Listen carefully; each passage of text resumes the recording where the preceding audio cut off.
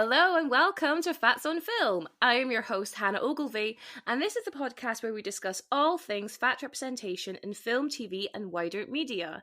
This week, I have freelance journalist contributing to Ghouls Magazine, Moving Pictures Film Club, and Film Hounds. She's back again from Yellow Jackets. It's Becci Sayce. Hello, Becky. Hey, thank you for having me back.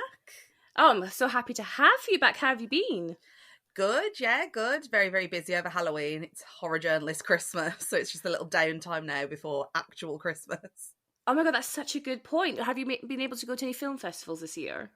Yes, so we started off with Fright Fest, then went to Grimfest in person, then covering Fantastic Fest virtually, and then Soho Horror Festival this weekend, which will have passed, I think. Well, it will have passed when this comes out. It will have. Oh my god. Very busy. You've been we love that booked and busy. That we love to hear it. Absolutely.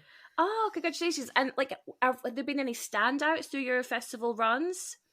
Oh, there have been a lot this year. I think this year has been such a good year for horror. And next year will be even better if these films are hitting cinemas. So like from Fright Fest, one of my tops, Raging Grace, which does come out in December. Absolutely fantastic. Everyone should go and see that. I also loved Suitable Flesh, which I think is out now. Also brilliant. Really sexy, really silly. Ooh. Just daft. Grimfest, and also it's at Soho Horror Fest this weekend. They've got the coffee table. Oh, I've heard of this. Yeah, it is not for the faint-hearted, but it is very good. Really, really good film.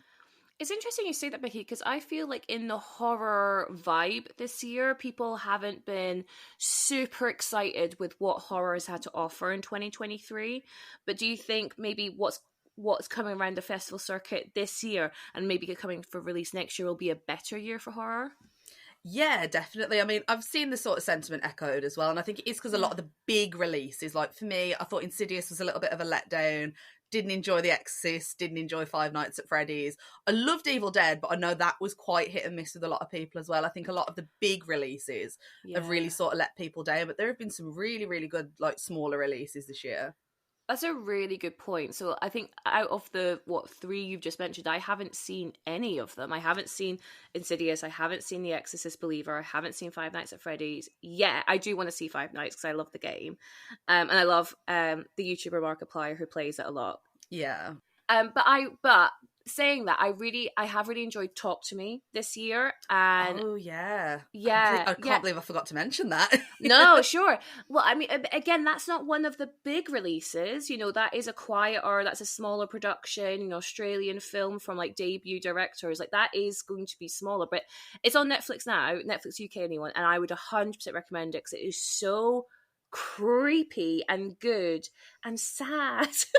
Oh yeah, so sad. When I went to go and see this, I saw it in a press screening. There was a woman sobbing on the same row as me, and like a certain scene towards the end, and the whole row was shaking. I can completely believe that. Yeah, and then I know this is really silly, and I don't care, but I think I spoke to was it you? I spoke to you about this. Oh, sorry.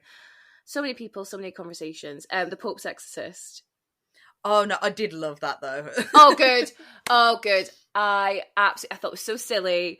I don't know. There's a podcast called How Did This Get Made with Paul Scheer, Jason Mantzoukas, and June Diane Raphael, and they always like review like the most silly films. And so literally I was listening this morning to their episode on Face Off. So they do Face Off, they do all the Nick Cage films, but they did an episode this year on the Pope's Exorcist and just like ripped it apart in the best, most funny way. And it's it's a really good companion piece when you watch like Russell Crowe doing his thing. I mean, I don't know what that thing is, but then go back and then accent in that film. Oh, criminal prison. Oh, it's. Well, do you remember, this is such a tangent, but do you remember when he did Robin Hood and he had that interview on the BBC and he like stormed out because the guy was saying your accents all over the place? Yeah. And it's like, well, Russell, you're just not very good at this. And that's okay. That's okay. But we are here to talk about a horror film or a horror property, I guess I should more accurately say. So we're going to talk about It. And we're going to talk about, like, the remake. We'll probably throw in a bit of the mini-series in. I don't know if you've ever read the book. Have you read the book, Becky? I have, yeah. It's been a long time since I read the book. Okay, awesome. So I've never read the book, so I don't know, like, how much, the TV and film adaptations take from the book and what's missing.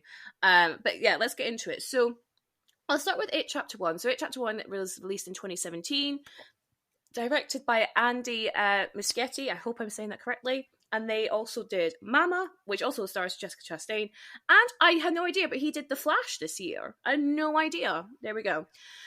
Written by Chase Palmer, Kari Fukunaga, who also did No Time to Die and Jane Eyre. So a really interesting scope of screenwriting Carrie does, which is awesome. And then we also have Gary Doberman, who is also another screenwriter, and he does the Annabelle universe. So very horror heavy there. As I mentioned, it is the first of a two-part adaptation of the 1986 novel of the same name by the one and only Stephen King. And we have in the cast, hold on. The film stars Jaden Lieberherr.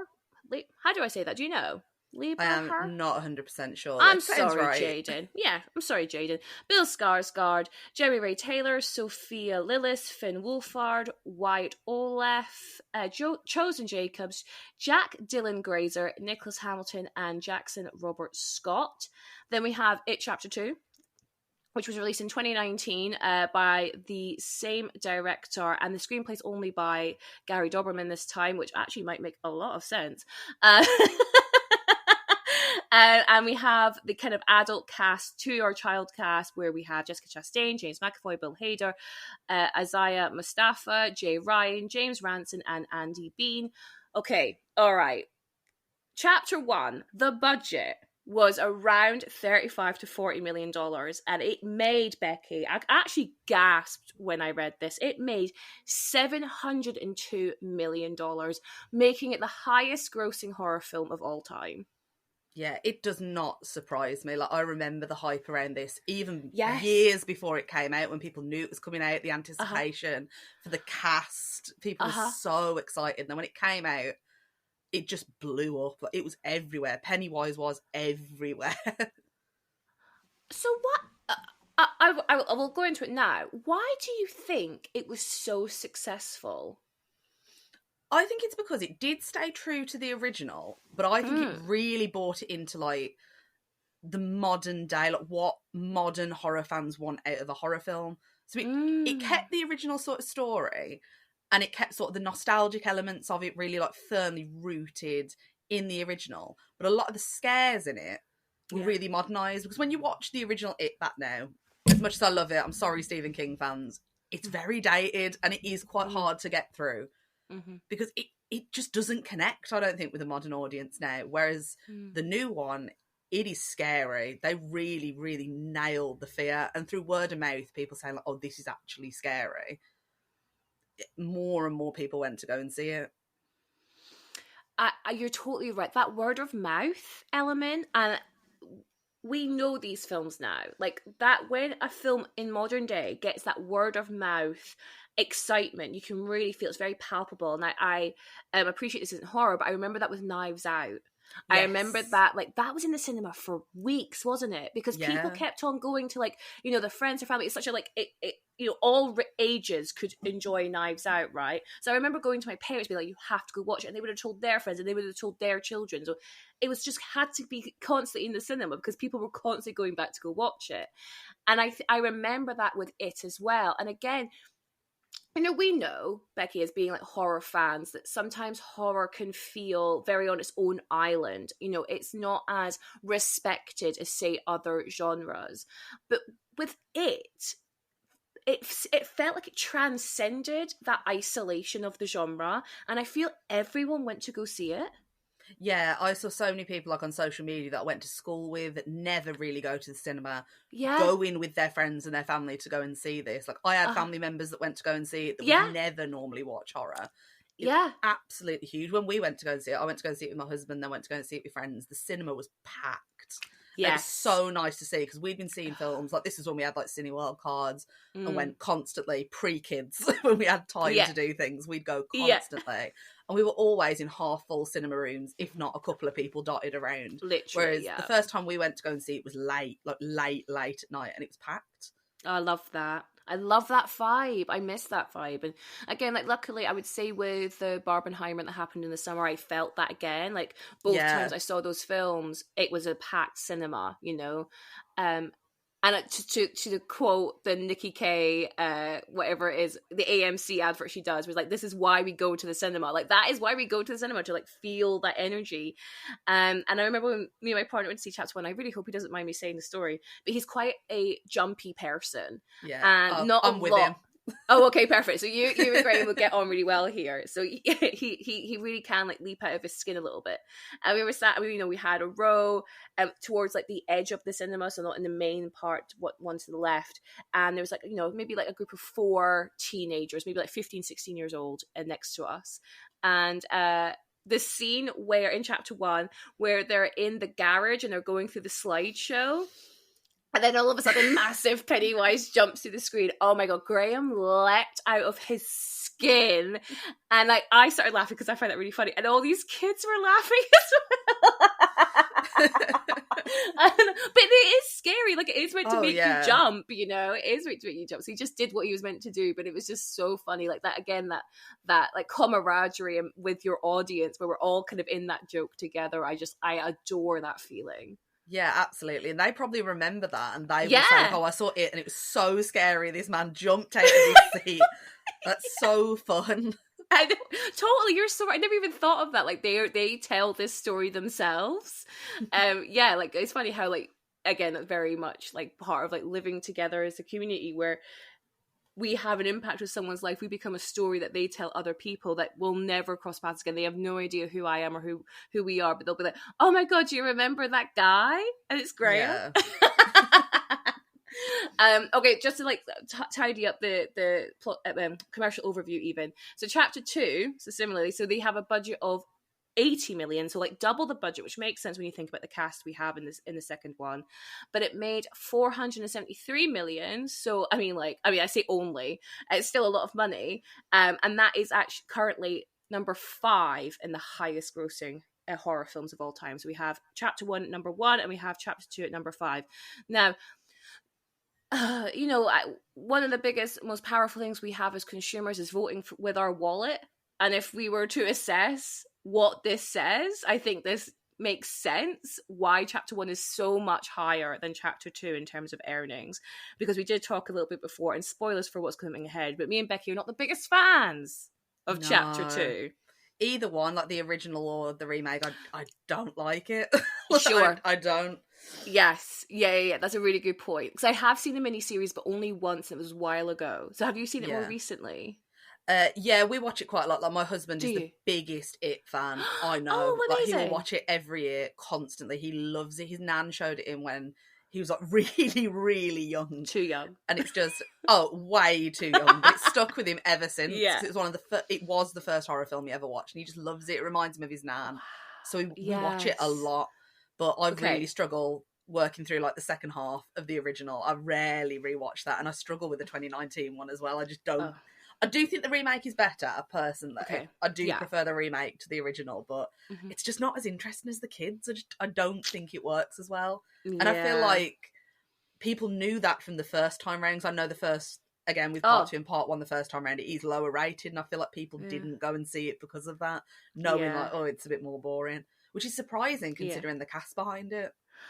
Oh, well, I mean, I remember the hype around the cast, because I remember, like, it was, like, publicized, like, I think they asked, like, the kid actors, who would you like for to, like, take on the adult character, and I know, like, Phil Wolfhard said Bill Hader, and I know Jaden said James McAvoy, like, and the fact that they got those people is amazing. Like, I can't knock it. Like, it's awesome that they got these, like, really, like, named people to be in this, mainstream 100%, but this like horror film, like this dark horror film. That's so cool. That's really cool. And they are great in it too.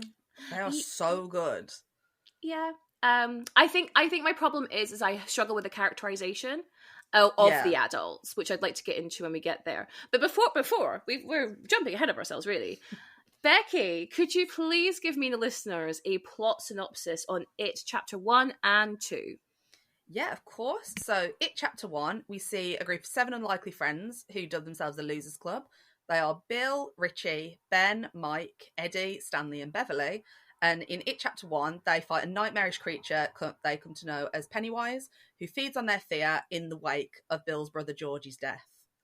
And then in It Chapter 2, we see the Losers Club reunite 27 years later after they thought they defeated Pennywise the first time round, but they come to learn that he's terrorising Derry once more when Mike reaches out to them all and calls for them to come back and stop the evil once and for all.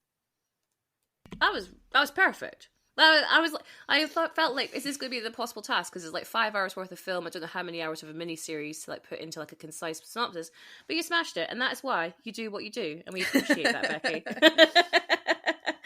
Okay, so let's get into what I mean.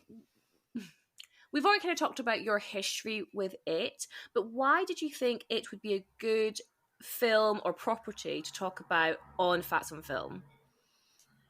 I think it's very interesting, especially the new ones. I feel like the fat representation, it went backwards, which I think is very interesting, considering when it came out at a time that we are much more aware of how representation affects people and how we do smash these stereotypes a lot more so. But I feel like some of the representation in it was really shocking when you look into it, considering the sort of themes the film deals with. Like, is that feeling of togetherness, camaraderie, overcoming the odds. But then you look at how the characters actually are at the bare bones of it, like behind like the heroics, behind the lovely things they do, behind defeating the evil. And there's some really negative messaging, especially considering it, chapter 1 especially. It's quite, I don't want to say gateway horror because it is quite scary, but it's definitely one that I feel like teenagers would watch, and it would be an early horror film for a lot of them. I think some of the messaging is quite damaging in it. Okay, yeah, no, I totally agree. I think when you emailed about wanting to talk about this one, my initial thought was, okay, like from the top of my head, okay, I think we've got 2 fat characters we could go in and like really deeply now analyze, and that is Ben from the Losers Club and Eddie's mum, who doesn't have a name, so we'll have to just call her Eddie's mum. And those were the 2 ones, and I was like, okay, well, how are they treated? And as I watched chapter 1, which was a couple of days ago now, I fear that I'm not going to be able to get the nuance of Ben's character across, because I have so many thoughts on Ben's character. I want to say, like, I think Jeremy Ray Taylor, who plays Little Ben, is one of the cutest kids I've ever seen in my life. Yeah. He's just, oh my god, I just want to cuddle him so bad. Like, he's such a sweet pea, and I say this a lot on this podcast, and I know these are actors, and I know they're safeguarding and all that, but I really hope that they looked after him on set, because the way Ben is treated, and I say Ben as a character, but also the actor, you know, there is a horrible scene where Henry the bully, honestly, I know we all hate bullies in films anyway, but like genuinely, like a despicable character. You know, he like jumps out of his car, doesn't he? And he grabs Ben, and he like lifts his shirt up to start carving his name into Ben's belly, and he says, "I'm going to carve into his cottage cheese." And I appreciate, again, you know, Jeremy is an actor. He understands this isn't real, but he's also a very young boy, and being screamed that cannot have been fun. Yeah, you know? From what I'd read, especially the actor who played Henry was really sort of keen to be very, very kind behind the scenes to really make up for how he was on screen, which I think is lovely. I mean, obviously it's not his job to do that. He is also a child. Yes, but it sounded absolutely. a lot like they really did look after the young cast, which is good. Because, you say, it's horrible, some of the scenes in it. Yeah, well, I'm sure I read, though, that I apologize, I don't know what the actor who played Henry is called, but he actually did hit Jeremy in the face at one point, like properly, and I think it's in that scene. Yeah, I think it is. I thought I could see it as well. I was like, oh, that didn't feel like a stage hit. That felt real. I was like, oh my god, I don't want to see this poor kid being punched in the face. And I don't know whether that's just me, you know, kind of maturing and being a bit like, I don't want like nasty things to happen to like actors who are on set. I guess as well, if we think about 2017, right? 2017 is the Me Too start. So we're becoming so much more aware of what's happening on set of films and how people are treated and how they're mistreated. And I think that has really played into how we now view film. Now we're in 2023. We look back and go, oh God, maybe there wasn't a lot of safeguarding there. Like, say, and obviously you have said that from reports coming out of the set that there was a lot of safeguarding. You know, these kids were looked after. I know Bill Skarsgård was very keen to be as nice as possible behind the scenes, like, you know, all that good stuff. But I just, from a human to human level, especially like a fat human to a fat human level, I'm like, oh God, that must have been so hard to actually get through. Yeah.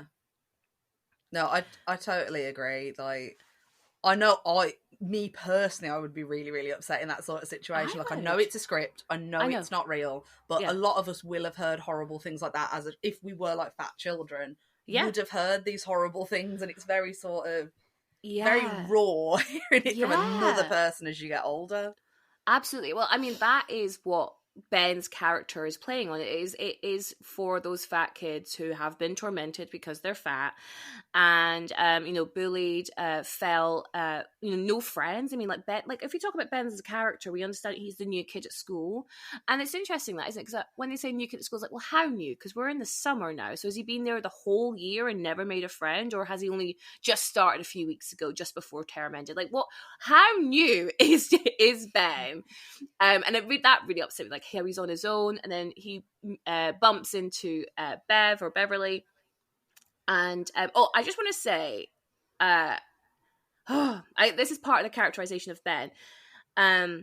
Not in any way that men and women can obviously be friends. Boys and girls can obviously be friends, but there's no way as an audience you're not meant to read Bev's behavior towards Ben as anything but flirting.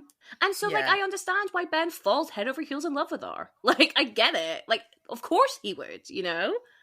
Totally. I think it's interesting as well how Ben's portrayed. I noticed it from like looking back to when the first time I watched it, and even now, as an audience, it's sort of ingrained in us that we know he's not going to get the girl. In like chapter 1, we know immediately from how he looks compared to how Bill looks who he's going to get the girl. And 100%. It's just because he's the shorter, fatter, quieter boy. And I think it's quite surprising. We don't question it. No, we don't question it. But again, like, that's what, you know, the fantastic use. I say fantastic. I mean, it's not fantastic positive, but like fantastic in terms of like impressive use of portraying fat characters as anything but love interests. So we know, like, immediately, they don't have to say anything, but they are they, as in the film's producers, the film's director, the film's writers, are going, well, you already know that this chubby kid is never going to get, you know, the hot girl of the group, the only girl of the group. There's no way, like, he doesn't meet her standard. He's out of, you know, she's out of his league. All these kinds of rhetorics we're so used to hearing of larger characters. So without ever saying it, we know. And then it's interesting because in chapter 2, they really double down on it. They don't. It's not non-verbal anymore. We literally have Pennywise, you know, screaming at adult Ben, like, it doesn't matter how many sit-ups you do or how successful you are, you'll still always be a fatty, fat loser. That's what Pennywise says to Ben. And I was like, okay, so we're just saying the quiet bit out loud, are we? Like, we've lost any kind of nuance or like any kind of, like, I don't know, character building you may have done over the past film because we're just going to say it, you know? Yeah, it is. It's so unusual how that is treated. And like you say, with like how Bev treats him as well. And it's also sort of how the audience treats him, how we have already spoken about him. He is infantilized in the film as well, compared to the other boys and Bev as well. He is treated like a small child, when really, he is the most resourceful member of the group. Without Ben, they would not have defeated Pennywise. They would not have got close if it wasn't for his reading and how he research what was going on about the disappearances, about where the lair was, about what Pennywise was and his origin. They would have got nowhere. And yet Beverly especially treats him as like a small child, like the little pats on the back, the weird sort of grandma wink she gives him in his bedroom when they see New Kids on the Block poster. It's so strange how he gets treated as a lot younger child compared to the other children. I thought that too, because I actually made a note and said, like, is Beverly meant to be the same age as these boys? Now, I appreciate that they might be going for this idea of like, well, women, or I say women, I should say that, girls mature faster than boys. That's what we're told, correct? So maybe there's a bit of that. Obviously, she comes from an abusive household. She's not been able to have a childhood, so there's a bit of that going on. But the way she carries herself is so much older than the rest of the boys. But you're absolutely right. So much older than Ben. And so like when I first we get introduced to both of them, I couldn't believe they're meant to be in the same year. I was like, the way that they've staged them, having Beverly like literally taller than Ben, it feels like she's up a hill a little bit, looking down on it, like pitying him, patronizing him, stay cool, Ben from Soch. I'm like, oh, fuck off, Bev. I don't know, there's something about it I really don't like. I was like, just talk to him like a person. And it is treating him like a baby. And it's strange because she does not know this person. She has just met him as well. She doesn't know him. And yet she's just so, I don't know, like, above him. Like, literally and figuratively. I really, really dislike it. Yeah, it really does a disservice to who we learn that Ben is. It's just her automatically thinking like, oh, it's the short fat boy that has a crush on me sort of thing. Or whether she realises he has a crush at that point.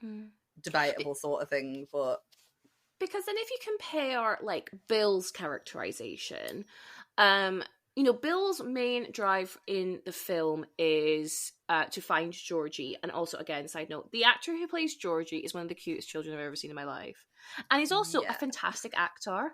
Like the bit in the basement where Bill has to go down to the basement. We see Pennywise, Georgie there, and the kid just screaming at him. I was like, oh my god, that is terrifying. Yeah, there are some scenes in this that are really, really dark. Yeah, really dark. So dark. But yeah, when we have, so that's like Bill's like main goal, right? I've got to find Georgie. I've got to try to save Georgie, even though it's been a year, whatever. Fine.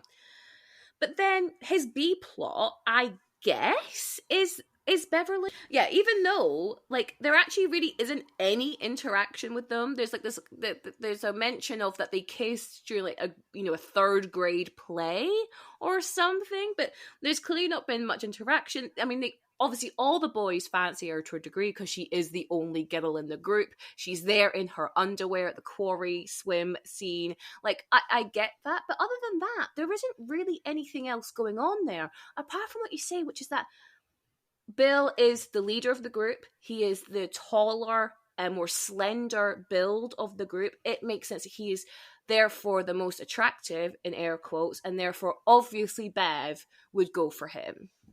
And then he piggybacks on Ben's sort of like groundwork, I guess. Like, on the poem. Writing these lovely love poems, something so meaningful to her. She carries it into adulthood. Yeah. And yet he never gets the credit for it. And he shows the most care for Beverly and her well-being throughout.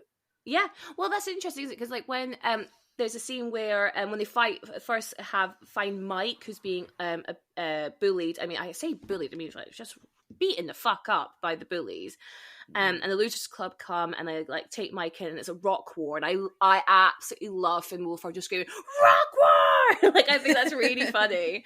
And but there is a scene where I think Henry makes some kind of like jibe at Beverly in that moment, and that's when Ben screams like in protection mode, like leave her alone. I don't even know what it is, but he just goes rah, and that's when the rock war starts. And yeah, so you're right. Like he protects her when we get down to wherever Pennywise's lair is. You have Bev up, floating with the deadlights, and he's the one who's like, he's the one who gets on top of someone to bring her back down and try to wake her up. Now, side note, I really, really dislike how the way we wake Bev up is by a non-consensual kiss. Yes, don't like why that. They chose to do that. Yeah, is beyond me. In 2017. Yeah, this is it. Like. Yeah. Plenty of people argue with things in it that like, oh, well, this is what happened in the original, blah, blah, blah. Yeah. We can change things that don't matter. Please. We can change things that do matter. Yeah, like, of course we can. It doesn't matter at the end of the day. And choosing to keep that in with a child. It's so gross. It's so gross. And then she says something like, January embers, and he says, I burn there too, like finishing off the poem. But then nothing more comes of that. And I guess the film could argue that Bev doesn't remember this exchange. She doesn't remember that's how she was saved from like certain death. Because then at the end of the film, when like you say, they've defeated Pennywise, yay, they have a pact that they're going to come back if it ever comes back again. Ben walks off, and we find out in chapter 2 he walks off in tears. He's sobbing because Bev kisses Bill. Like, and it's in no way been set up. Like, in no way. Yeah. I feel like it's... I don't want to say realistic, but I feel like I have seen plenty of relationships like this, especially as a teenager and even as an adult. Like, you don't always get the girl. Sure. And especially, like, young fat men, even in society now, are not seen as, like, sexually desirable. Absolutely. Through films like this and other TV shows, I feel like it definitely passes down to the audience, and this is how people do get treated in real life. Yeah, no, I think you are right. So then the film has a really interesting place to stand, right? Either says, are we going to be realistic with how we portray Ben and how we portray him to be, a bit of a loser in love, and he doesn't get the girl, or do we show that it is possible and have some positive representation? Because one of the reasons why we talk about representation is if you show it is possible, then other people will believe it is possible. So if we show Absolutely. so if we showed Ben get the girl as a larger kid, then that might show that it is possible. And it's also possible for someone like Bev to find Ben attractive. Like, it kind of goes both ways in that. And I think for Bev as well, I do think, like, it... For me, watching the remake, Bill, to me, doesn't really seem to show her much interest. It's very much that she shows him interest. Yeah. And he's sort of like, oh, yeah, whatever.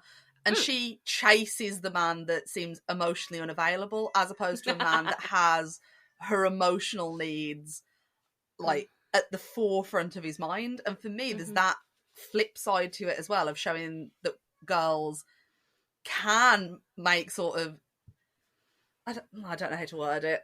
It's sort of like girls can enter emotionally healthy relationships and go for the person that, shows them what they deserve rather than the person that doesn't. So really, really good point. 100%. We're so used to films or media perpetuate that trope, perpetuate that the woman goes after the emotionally unavailable man, goes after the bad boy. I can fix him. You took the words out of my mouth. I can fix him. Now, I know that's a trope in film, but I have heard my girlfriends say that. Yeah. Like, it is like, and again, it's to reinforce this idea that women must give themselves over to the men, and I'm talking very obviously heteronormative. Women must give themselves over to the men. They must, sacrifice their well-being to build up their well-being. Obviously, they're the priority. It really is kind of feeding into it. And then, interesting with Bev's characterization, that does kind of make sense. She comes from an abusive childhood home. Her father is like, every shade of creepy you can go for. We find out in adulthood that she's also married an abusive man who doesn't give her any kind of like autonomy and doesn't allow her any kind of freedom. So it kind of makes sense that she would go after someone like Bill, even though I don't think Bill is in any way as abusive. As from what we can see, I appreciate we actually really don't know much about Bill, and that kind of leads me into the characterization of the adults. I really, really dislike the characterization of the adults. I don't understand. Like, okay, sorry, I'm jumping ahead. I don't understand why Bill's a writer, because young Bill never wrote. You know who did? Ben. Ben wrote. So why isn't Ben the writer? Right? Or why is Mike the one who stays in Derry when it was Ben who was the one obsessed with Derry's history? So, like, these, like, characterizations, like, the only one that makes sense are Eddie and Richie, who, like, Richie, oh my God. The characterization of Richie as an adult blows my mind. Because I was like, first of all, I absolutely love Bill Hader. No hate to Bill Hader. But he's this comic, he's this incredibly misogynistic comic, which makes sense because he's overcompensating for his clear, again, like the lack of nuance. When they're like, oh, it's not even like a hint that he's gay or he's closeted gay. Like, it's so obvious. It's like you've I don't know, like the lack of nuance is staggering in the second film, isn't it? And using that as like almost like a shot, like a scare in the film. It's like, oh, Pennywise is a giant, Pennywise is this, oh, and also Richie's gay. It's like, what? It's so weird. It's so weird. It's so weird. And then Eddie being this risk analyst, which makes sense for Eddie. Like, so Richie and Eddie, I understand that they kind of set that up for the kids, but then the other adults, like Bev now being apparently a fashion designer, and I was like, okay, like I guess we don't really know. Maybe she could be a fashion designer, I guess. But then when she goes into her old home and she's looking for the poem in the wall, that is a seamstress room. And I was like, oh, but she doesn't live there anymore, but that's now a seamstress room, which would make sense if she's a fashion designer. It's really weird. Yeah, it's quite clumsy, I think. It's clumsy. It did feel sort of second thought, considering how I thought meticulous the first one was like how the children were. Mm-hmm. It definitely felt like a second thought. Yeah, but I think kind of got clumsy is a really good word, but I also think there's an element of laziness. Like, I think because chapter 1 did so well, I think they were like, well, you know, if we just satisfy what the audience wants, which is to see James McAvoy as grown up Bill, is to see Jessica Chastain as grown up Bev, then, you know, it's money in our pockets, right, lads? And then they just forgot, like, they actually had to make a good film as well, because that's why chapter 1 it's a really tight film. And they really don't overplay their hand. Whereas in chapter 2, I think each character gets its own individual Pennywise scare twice. And I'm like, I did not need two. I did, like, what? I barely needed one. Maybe a group of them could have all had one scare together. Grand. I'd be cool with that. But no, like, you know, we have Jessica Chastain going and getting scared by the naked old lady because, you know, obviously naked old ladies are scary. We've got Richie being chased by the lumberjack. We've got Eddie being chased by the leper. We've got what's Bill's thing? See, this is the point I was going to make with it as well. I watched this yesterday. I watched it yesterday too. I don't remember about it. Yeah, I watched it yesterday too. It's not as memorable. The first, I can pick a lot of like my favourite scares in it. How they worked, why they were good. Whereas with the second, I do like the lumberjack one, but that is about it, really. And I like the dinner table. I think that's really cool. But I do think it was better in the original. Oh yes, like when you see them all. Yeah, and then also, like, I mean, we've not even spoken about Stanley. You know, Stanley is in chapter 1. And in chapter 2, I mean, I get this is in the book, and I know it's in the miniseries, but he ends up killing himself before he like can kind of come back to Derry because he's so scared.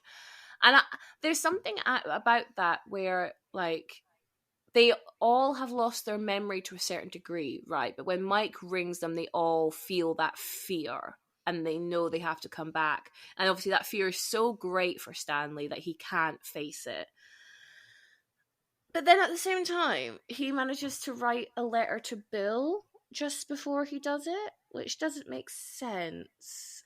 Yeah, because it feels like it's obviously a very snap decision, which obviously situations like that can be. There's been research into it. These decisions can be made in less than 5 minutes, which I think is horrifying. Yeah.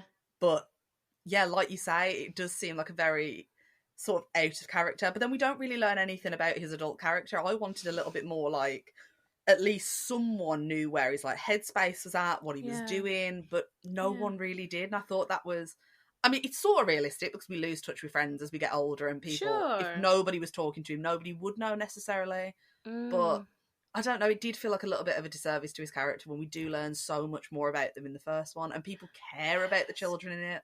I think they had a real opportunity in this to make it more emotional. Yes. And they didn't.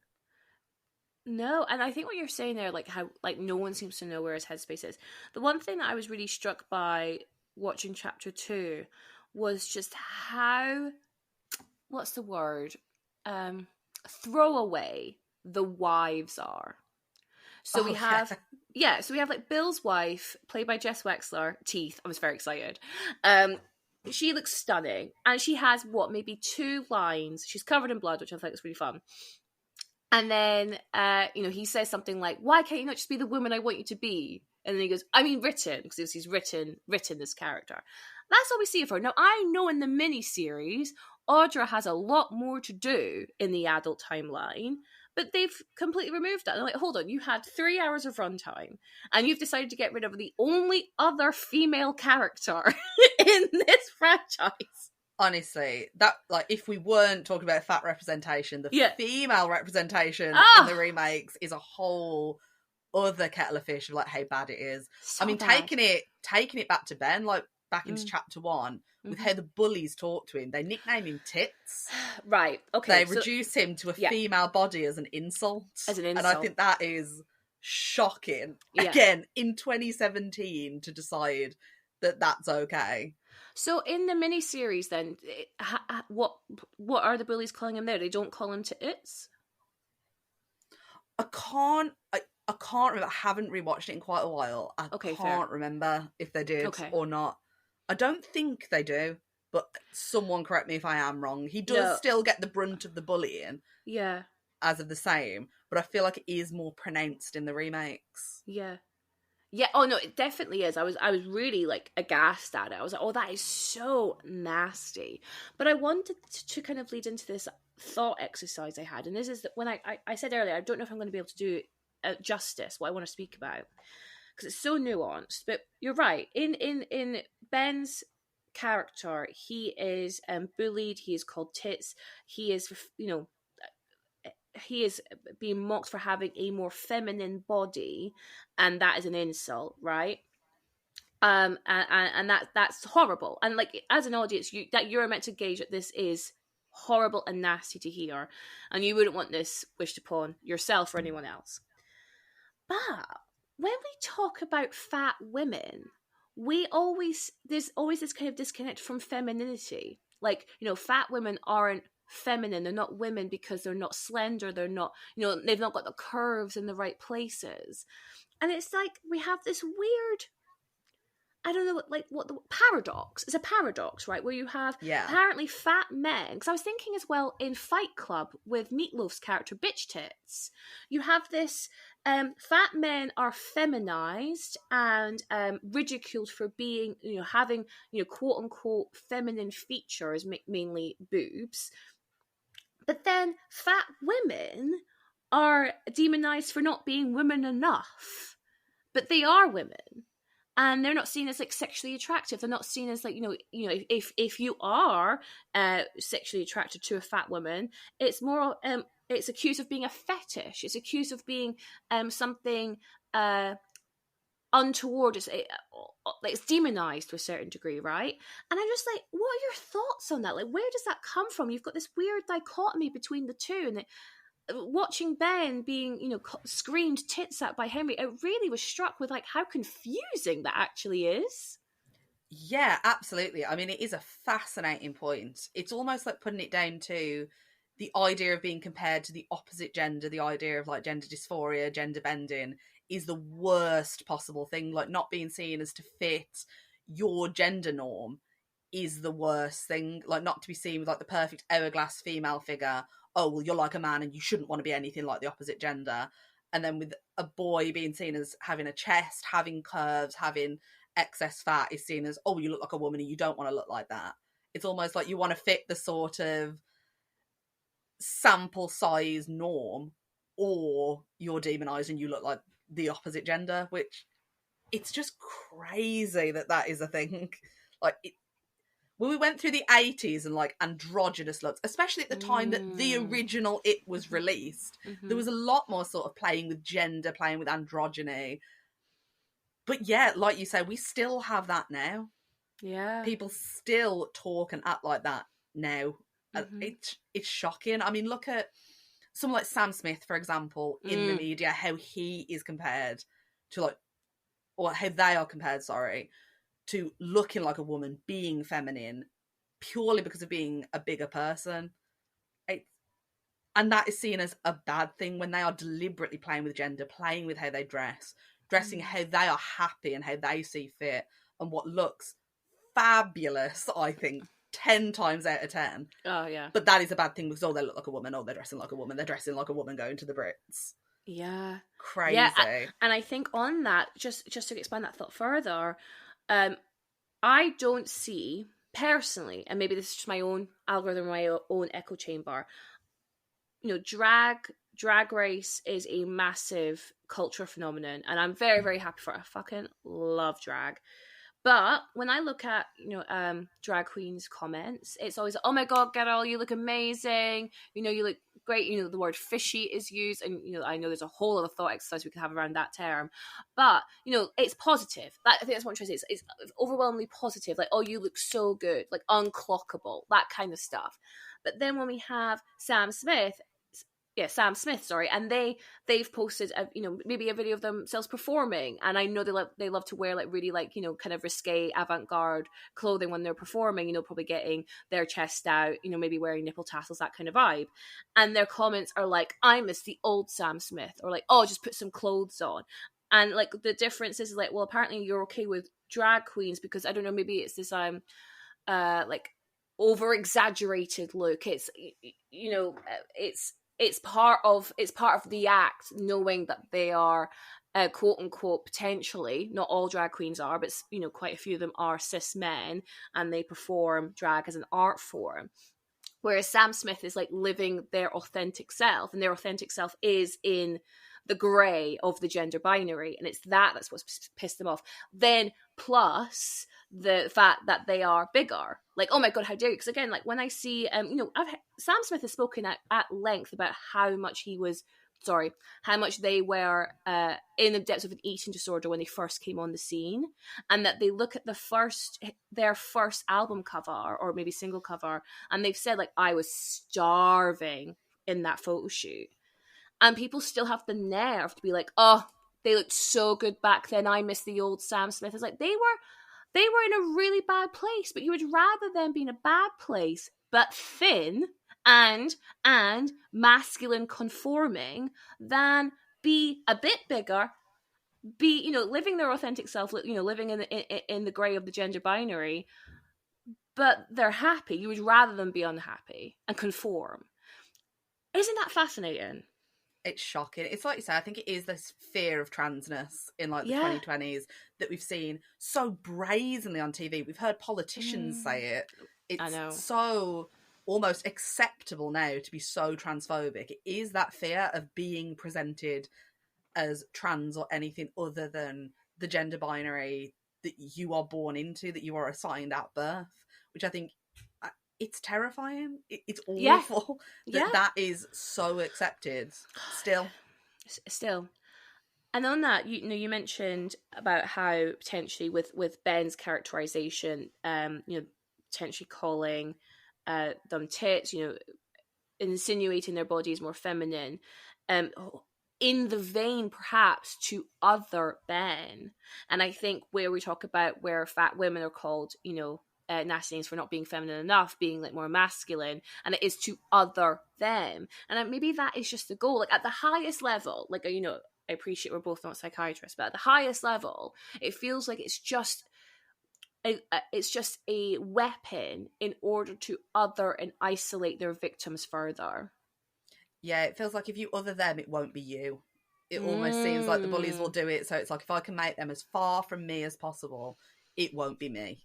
Because they see it as the ultimate sort of, I don't want to be that. Yes, that is such an interesting point. Which is why, okay, kind of bring it to Richie for a second. So Richie's like humor is so like misogynistic, right? And it's almost to be like, I'm one of you guys, straight men. Whereas like, don't put the lens that like potential gayness on me.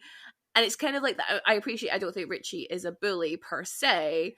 But like that kind of mentality is very prevalent in the way he speaks about women. Because to bring it to Eddie's mum, the way Richie talks about Eddie's mum is so upsetting. So there's that joke when they're in chapter 2, when they're in the Chinese restaurant, and they said something, there's like Richie like makes this like real big thing like, I did get married. And they were like, what? It's like, I did get married. And Eddie like kind of falls for it. It's like, yeah, no, I married your mum. And then it was like, oh, go, Richie. And then he speaks as if he's Eddie's mom. And it's Jabba the Hutt impression. It's shocking. And it's interesting you say about like the sort of masculinizing fat women. Eddie's mum, like Sonia Kasparak, in the film is always seen in sportswear. Like masculine sportswear. Rather than anything else. And I mean, that's fine if women do want to be more masculine.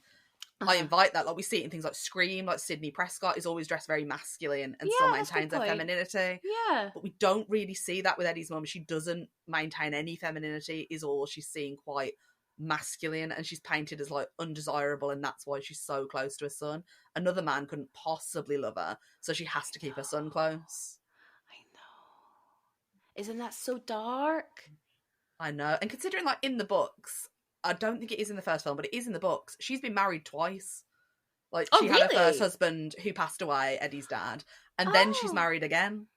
Oh. So she is desirable. Like, obviously she has found love. People do find her attractive, but then we don't see that in the films. And I suppose it's because it's not really like necessary to the plot of what's going on with the children. But I do think it's interesting that that's omitted entirely, considering how she is portrayed. Because also in the books, it's more that she gains weight over time in it as she's like sort of separated from her son and their relationship breaks down. Whereas in It Chapter 2, she's automatically seen as like fat. You don't see that like change in her body. I suppose it is because she's not in it as much, but I did find it interesting that that's the point they started at.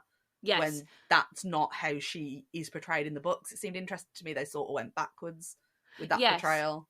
So we definitely, because when we first meet her, she's in the living room, she's on the chair, and she's kind of in the dark, and she's actually, this is like the one scene she's not got sportswear on, she's like wearing a muumuu. Side note, love a muumuu. We should like allow muumuus to be a thing. And she is watching TV, and the camera kind of lingers on her a little bit, and she's got this real glisten to her skin, like she's just sat there actively sweating. And I've spoken about this before. Oh my god, do films love a sweaty fat person?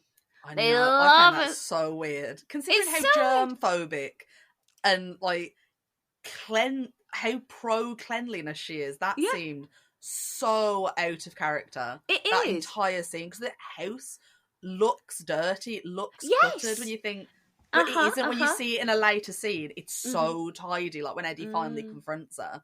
It seems so out of character to introduce her in that way, because that's not who she is as a person. No, but it is how we commonly like to see fat people, as old lazy and dirty. Lazy and dirty, 100%, and smelly. You know, that's what the indication of sweat is. Like, you know, sweat does make you smell. Like, that's like a common fact. But like, if we show that she is sweating just by staying still, you know, again, it's this idea of like, oh my god, you know, she's not even doing anything and her body's already like at a point where it's perspirating. Like, there's all these kind of connotations that go along with it. And it's, the thing is, I know some people who like to argue that representation is a thing. It doesn't actually matter how you portray characters on screen. Oh, like, you know, maybe it was just a really hot day that day and the actress was perspirating. No, like, I fully disagree. They're on with a that. set. They're on a set. They can mop it up. Like these are decisions that are being made. And also, please, can we talk about what have they stuffed up her? Because that is not a real fat person. Oh my god. When I was reading reviews of this, like looking back, so many of them mentioned that fat suit. Saying, and I'm so thankful. What the hell? Look at the prosthetics and the special effects for the film. Look at the budget. They couldn't have hired a fat actress if they were absolutely adamant on doing it. But B, okay, if that's what you want to do, you know, you do it. Why did they not get a proper fat suit and proper special effects if that is what they were going to do? What was the point? I know. What was the point? You can get a better, like, you know, those big inflatable sumo suits? Yeah. You can get those for like 30 quid. Oh my god. I mean, it's like someone's just got a pillow and stuffed it up her. It's so bad. And it is almost turning the fatness into a joke. Like, oh, it's funny she's fat. Yeah. Like, she looks funny. Yeah. That's it. It looks ridiculous. It looks ridiculous. It looks so unrealistic. It looks like it's jarring. It's jarring. Like, don't get me wrong. Like, I appreciate we're in like in a hyper sense of reality in it. You know, obviously we've got like a fucking clown terrorizing the children. I get it, but like this is meant to be a real person in this scene, and they just look so like it's just a caricature and a really bad caricature at that. It's disappointing. It is. Considering it is such a minor character, Yeah. I feel like maybe they didn't think. I'd like to think that they didn't think and it wasn't a conscious choice, but it feels like they thought about the tiny minutiae of different little things, from like how the characters looked at each other, from things in the background in scenes, and that they couldn't think about this. When really she is an important character to who Eddie is. I mean, we go into the second film and he marries someone that looks exactly like his mother because of the trauma caused in his childhood from like her Munchausen's by proxy. And it's like, the same actress. They should have spent more. They just should have spent more time fleshing this character out better than rough padding underneath a crappy costume. And there's so much to play there with. Like, I really like Eddie's character. I think he's so interesting. I think his family is so interesting. Yes. They could have made his mum a much more interesting character. And she is in the books. I mean, we sort of touch on it in the film with like the Munchausens and like his conditions not being real, why she keeps him close, sort of how they drift over the years. It's just, they really, really did a disservice to that storyline, I think. I know. And then the thing is, like, we've had, like, it's just a constant joke. It's a punchline, isn't it? Like, instead of, like, having this really intense, really integral, like, you're right, Eddie's relationship with his mum is integral to who he becomes, or who he is and who he becomes. And it is a punchline. Because it's a fat woman, and fat women are always funny, right? Fat suits are always funny, right? This is it. Like, even the things he's scared of that Pennywise picks up on are all rooted in his mum. And I feel like a lot of... Because in the books, her first husband dies of cancer, so it's obviously like a health-related issue. And it feels like her issues with like keeping Eddie close come from that, the fear of losing a son after losing a husband, which... I mean, it's understandable to everyone, but like as a parent myself, I definitely understand that. Like the fear, even looking, like I work as a journalist, even reading news stories, that makes me scared of losing the children or anything happening. So I can understand in her position what it must feel like to be like that. But we lose all of that in the films. And I get things have to be cut when it's adapting a book to a film. But it feels like these things are very important to who she is and why Eddie is how he is as well. Like being in a lone parent household with a step parent that may or may not be there in the second film, and sort of no outside look into how he is being treated. A pharmacist that's just giving him fake like inhalers for whatever reason, like knowing that they're fake and just playing into the mom's illness. And like the breakdown of that in between that and chapter 2, it's a real lost opportunity to look at it. And speaking on her health issues, one thing I find so interesting with how Eddie's mum is portrayed in it is we're often shown like, oh, fat people don't care about their health. Fat people, you know, they're fat because they don't care about their health. Whereas she's arguably the most health conscious and germ-phobic person in the film, and yet is portrayed as being fat and monstrous because of that. I think it's really interesting that that is who she is. It's a really interesting point of view, that.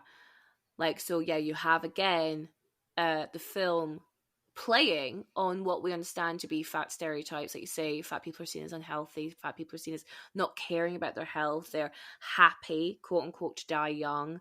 But then we have Eddie's mom, who is very health conscious, like you say, like a germaphobe. She's instilled that in her son. I mean, she's made her son believe he is ill in order to keep him close, like to control him. Like there's so much going on.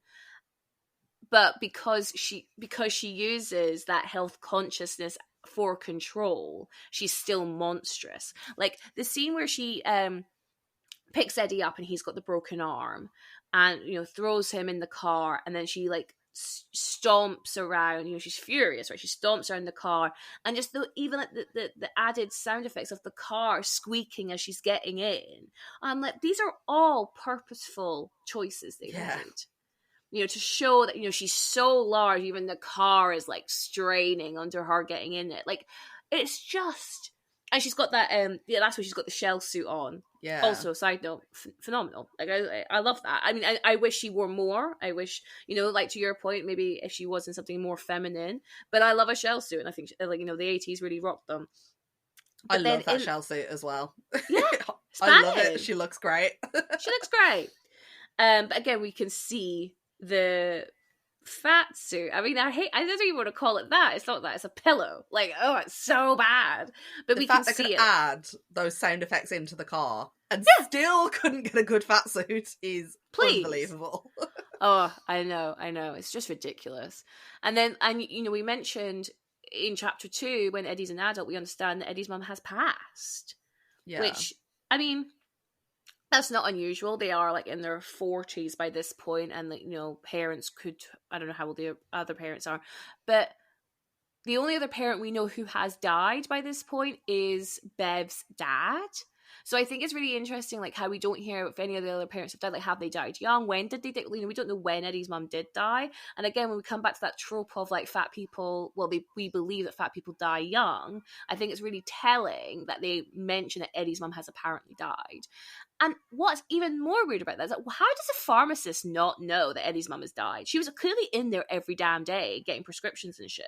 How does he not know? And also, that pharmacist is the creepiest man in the world. Oh, he's horrible. It's also interesting, her death. I don't know if they say it in the film. Again, I've watched this film yesterday and didn't pick it up. But I know in the book she dies of a heart attack, which is again well, there you go. Fat people die of heart attacks. Yeah. And again, for the listeners who don't realise, heart attacks don't just happen in fat people. They can happen in all people. It's just interesting that when we hear a story of, like, a ultra marathon runner who, like, only ate a vegan diet, and when they drop down a heart attack, we go, oh my God, how did that happen? Shocking. Oh my God, he died too soon. But if you hear that for a fat person, like, oh, well, they had it coming. It's the exact same. It's the exact same condition. And yet you only seem to have empathy for thin people because you are fat phobic inside and you need to look at yourself. And that is my TED Talk for today. But it is very much that in it as well. Like, it feels like we only know about them passing, I think, because we know them sort of better in the films. Agreed. So it's meant to be like, oh, good, they died, because they were sort of villains. It's a really good point. In the film as well.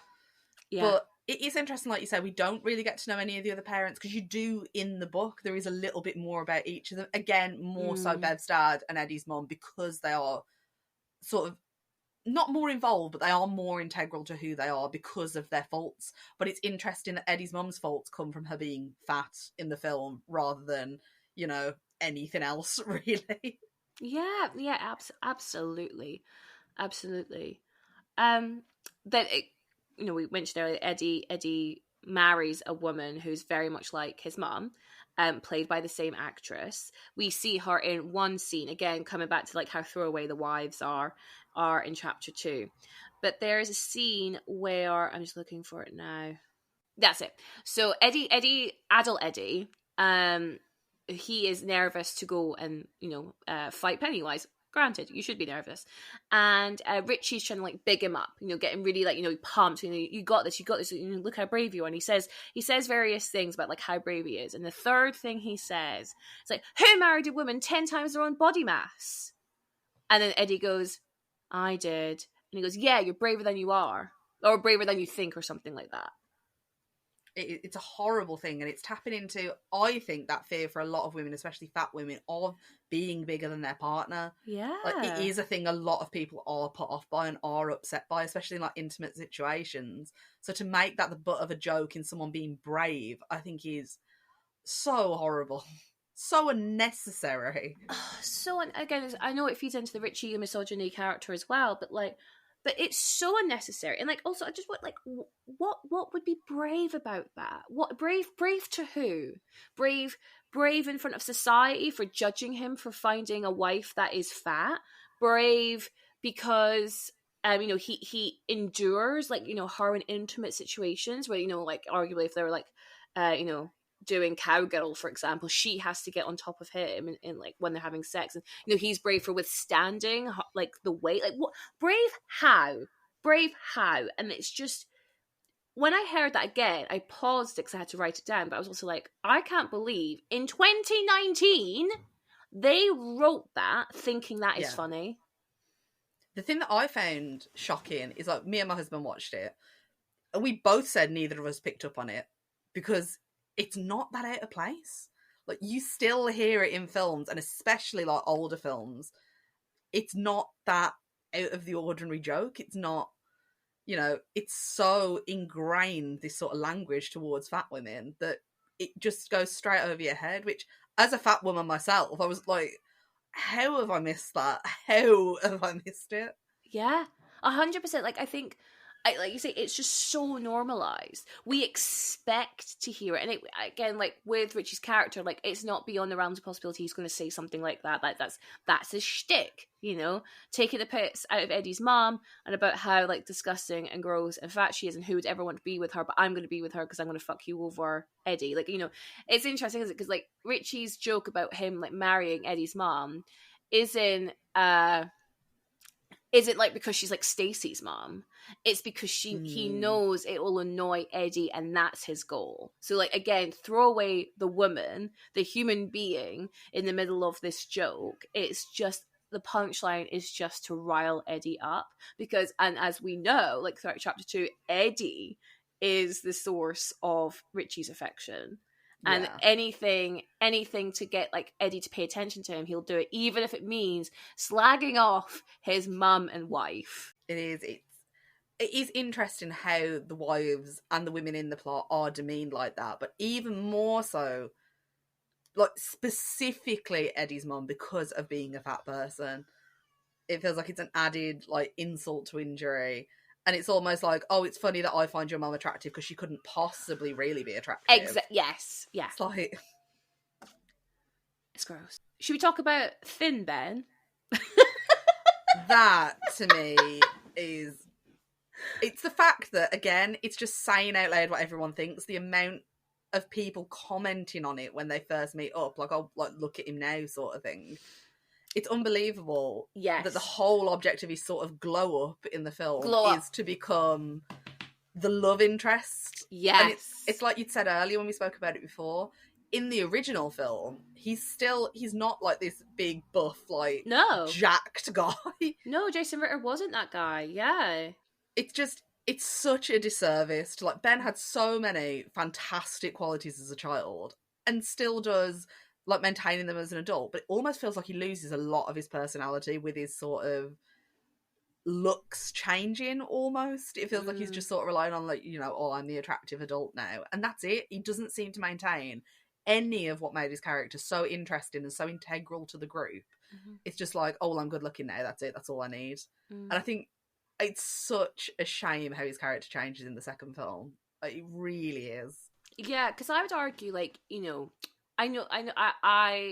Losers Club, like, as kids, I would say, like, Bill's obviously, like, meant to be the leader, but the others, I don't know, I feel like out of that, Ben feels like the next second hero.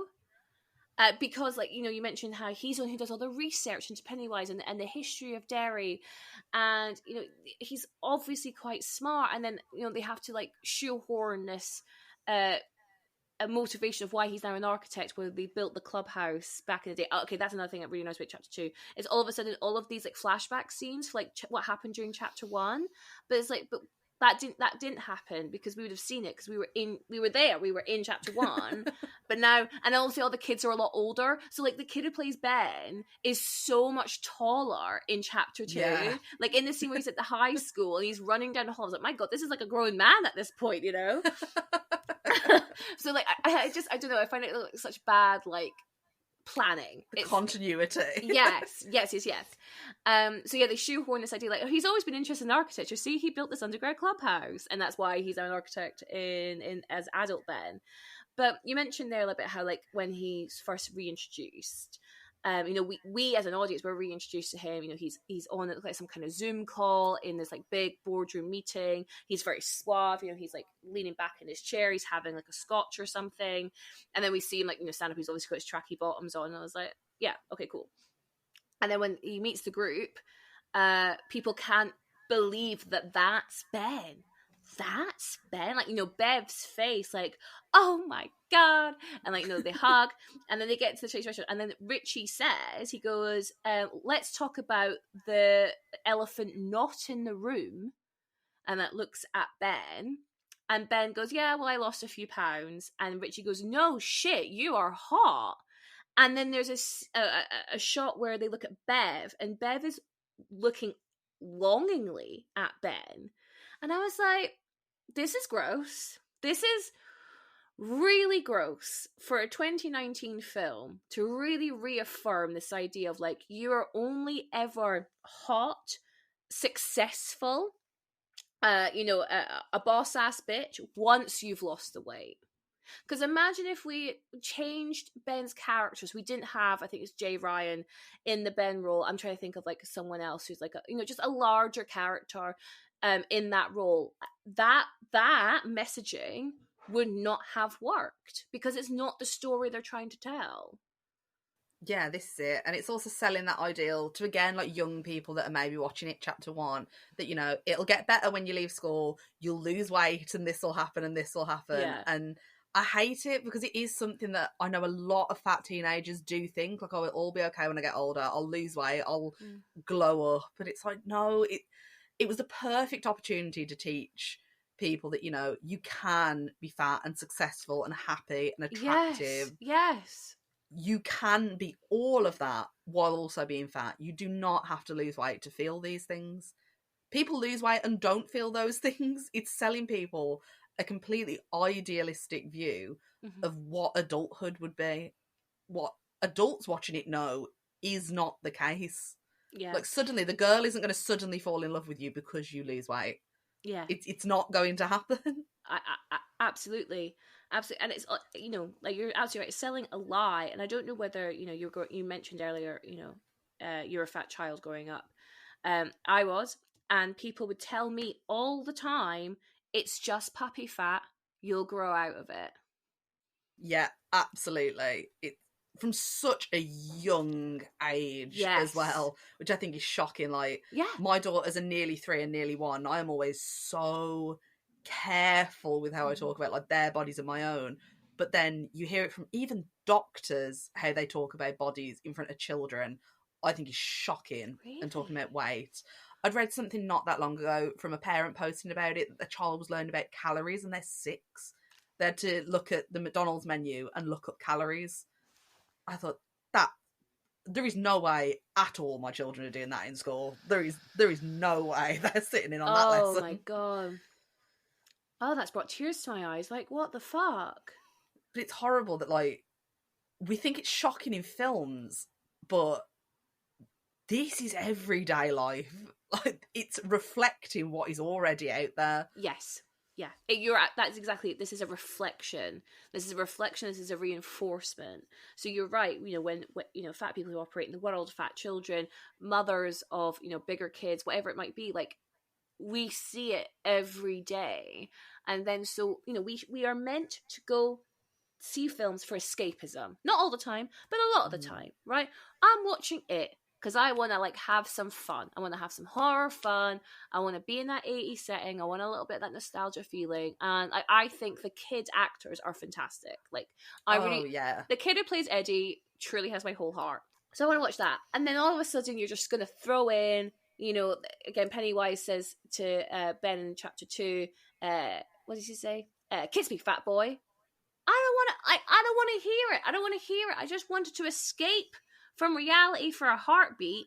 And you're, again, reinforcing this idea that we should mock fat people who want romantic love because it's so beyond their reach. It's actually, like, it's this idea of, like, pitying them. We should be pitying Ben to think he ever would have a chance with Beverly.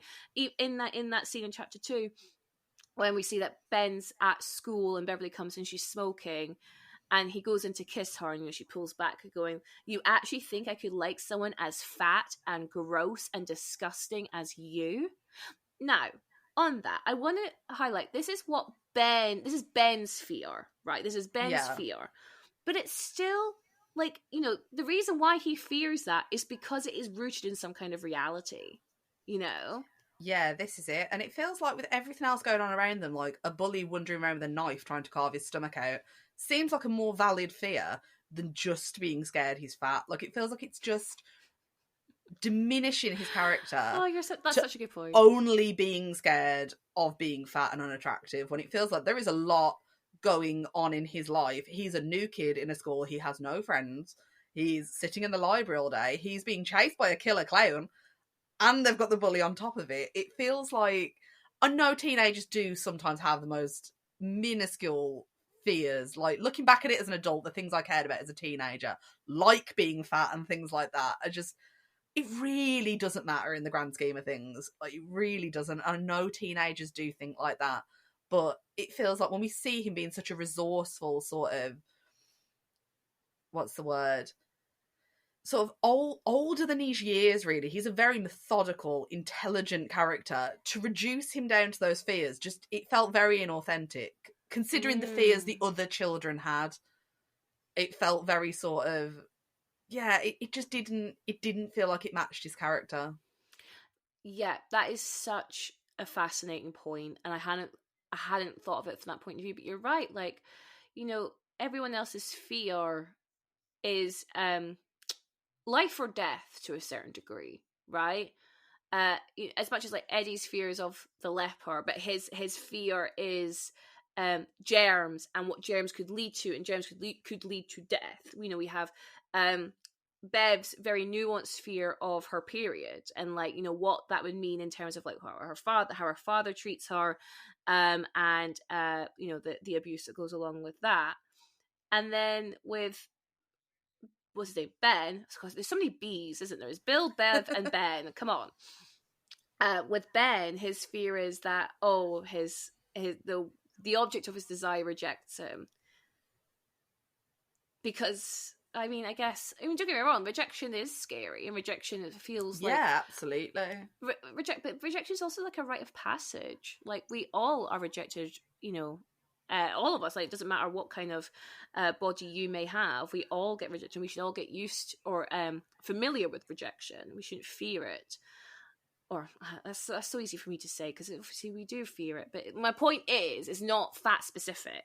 But in this context, it is fat specific, because Ben's fear is being rejected because of his weight. It doesn't feel like he ever makes a point of that compared to other people, so it seems unusual. Yes. That he would be scared. I mean, I know Yes. we don't always vocalise, like, our biggest insecurities, but for me, it sort of felt like everyone else's insecurities were sort of deeper than sort of on face level what we could all see. We had to unravel them a bit, why they were scared of it. Mm-hmm. Whereas it was Ben's, we can see he's fat. We can see that he likes Bev from very early on, and there was no sort of deeper meaning to his fears that we sort of unravelled. And it felt like that was unfair on his characterisation for me. No, and you're absolutely right, because I have something to strengthen your point. So in chapter 2, like, you're right, Pennywise is just constantly picking up on like Ben being fat, and again, he's taunting thin Ben. And I said it earlier, no matter how many sit-ups, no matter how successful, you'll always be this fat loser, whatever it is. But in chapter 1, it's never mentioned to be a fear, and it feels like Ben doesn't feel it himself, because when the quarry jump scene, he is there in his tighty whities just like the other boys. Yeah. Now, I was a fat kid growing up in Spain. We had many a beach and pool party. I would never have had my belly out. Never, ever, ever. I do now, because I'm a strong, confident woman. But I never, ever did back then. I would always have a t-shirt on, and I'd always have like board shorts on.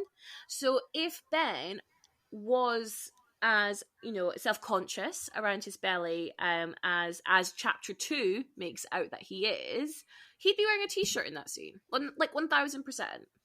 Yeah, that's very true. I did not even pick up on that. Yeah. No, when I saw it, I was like, true. I was like, oh my god, I loved it though.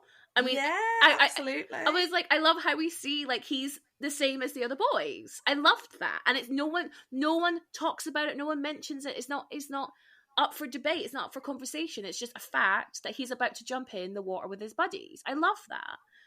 But if this was such an insecurity, as it apparently is in chapter 2, he'd have done something about that. Yeah, that's very, very true. Again, it feels like laziness around the fat characters, not making it make sense, not giving them a deeper sort of backstory. I know. Chapter 2 is real trash. Like, I reviewed it. I reviewed both on my letterbox. I had rated them before, but I'd re-reviewed them. So I gave it chapter 1 3.5 stars, and I've given it chapter 2 1. So you can take that what you want to take with it. Yeah, I think I would have to agree. I'm really not a fan of chapter 2. No. I do think it's better than the original. I feel like they modernised it a lot better, and some of the scares in it I preferred. Yes. But that's it. Like, otherwise... And I do think, again, I don't remember the miniseries all that well, but what I really remember from the miniseries is the actor who plays grown-up Bill being particularly terrible. And he has that really long ponytail. Yeah. Oh, it's horrible. So it's like, I much prefer James McAvoy there.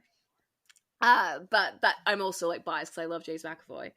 The other thing I wanted to bring up with Ben, with Thin Ben, as we'll call him, adult Ben, is, you know, we know as the audience that he wrote the poem for Bev.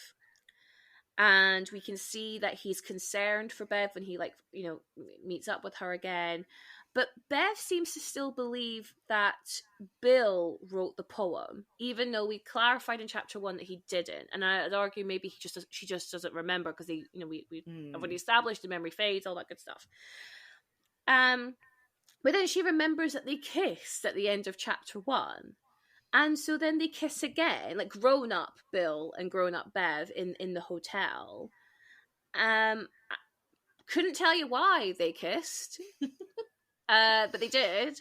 And then Bill, who is married, Bill is married, and he has his face on. I don't know what the face is meant to say. Maybe it's meant to be like, oh, we shouldn't have done that, or maybe not, or something like that. But regardless, Bev clearly has feelings for Bill.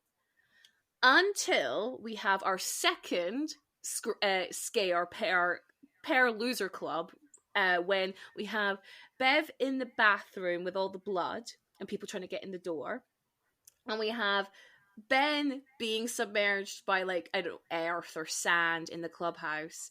And then we hear that Ben screams the poem. And Bev all of a sudden realizes, oh my god, it was Ben who wrote the poem. And they save each other, again, somehow. And apparently she now loves Ben because he wrote the poem.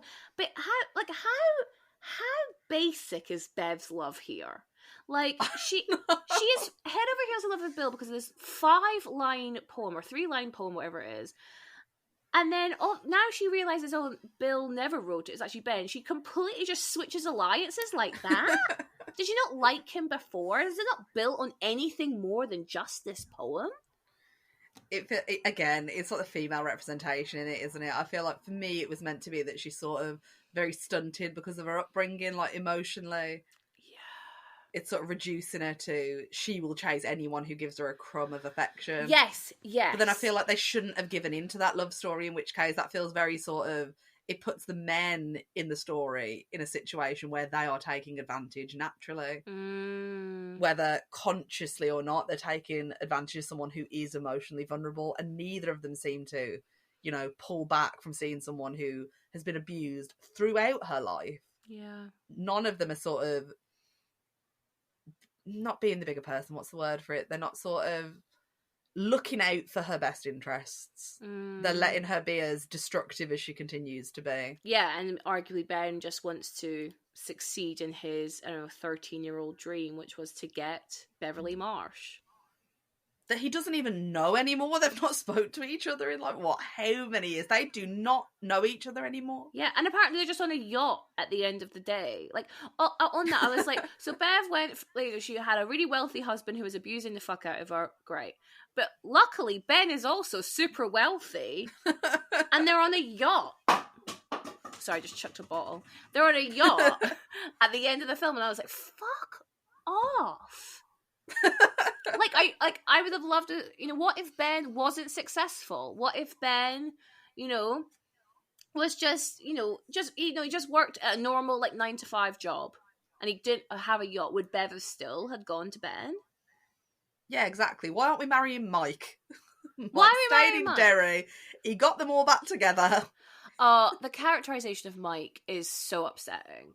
This Oh, it's horrible. poor man. He has nothing to do in this film. He just says, the fact that they made that actor record the line, "Hi, it's Mike Hanlon from Derry. You need to come back," for the 6 times it has to be repeated for each of the fucking Losers Club.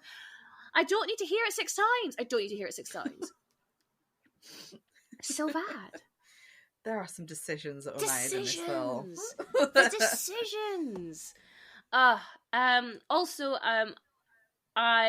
the adult characterization of Bev really is confusing, because child Bev is a very, she's scared naturally, but she's also super brave, really brave. When she gets, when Pennywise grabs her, she's like, "I'm not afraid of you," and he has to show her the dead lights in order to get her under the spell or whatever it is. And I was like, God, she is so much braver than I'd be, because I'd be screaming, hollering, ah. Then adult Bev, Jessica Chastain, her lines consist of her just screaming at every little thing. There's a bit where they come up to Eddie, and adult Henry has stabbed Eddie in the mouth. And adult Bev kind of comes up the stairs and sees Eddie and screams. What are you screaming for? Just assist. Just assist. And it's every little thing. It was a scream. And I was like, oh my God, please stop. And I know that might come across as really misogynistic, because we know women love a scream in a film. But it did, from a character point of view, it did not make sense, because child Bev rarely screams.